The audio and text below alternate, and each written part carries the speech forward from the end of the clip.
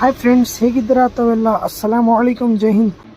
ಬೆಳಗ್ಗೆ ಎದ್ದು ಗೆಳೆಯರಿಗೆ ಕಾಲ್ ಮಾಡಿದೆ, ಯಾರೂ ರೆಸ್ಪಾನ್ಸ್ ಮಾಡಿಲ್ಲ. ಅದಕ್ಕಾಗಿ ಪ್ರೇಯರ್ ಮುಗಿಸಿ 25 ಕಿಲೋಮೀಟರ್ ರನ್ನಿಂಗ್ ಮತ್ತು 4:50ಕ್ಕೆ ನಾನು ಬಂದೆ ಬಸ್ ಸ್ಟ್ಯಾಂಡ್ಗೆ ರನ್ನಿಂಗ್ ಮಾಡಲು.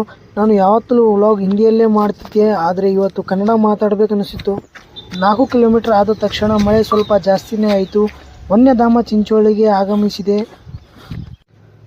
ಆ ಭಗವಂತನನ್ನು ಮನದಲ್ಲಿ ನೆನೆಸಿ, ನಮ್ಮ ಊರಿಂದ ಚಿಂಚೋಳಿ ನಾನು 12 ಕಿಲೋಮೀಟರ್ ತಿಳಿದಿದೆ, ಆದರೆ ಮೊಬೈಲ್ನಲ್ಲಿ 10.5 ಕಿಲೋಮೀಟರ್ ಮಾತ್ರ ತೋರಿಸುತ್ತಿತ್ತು.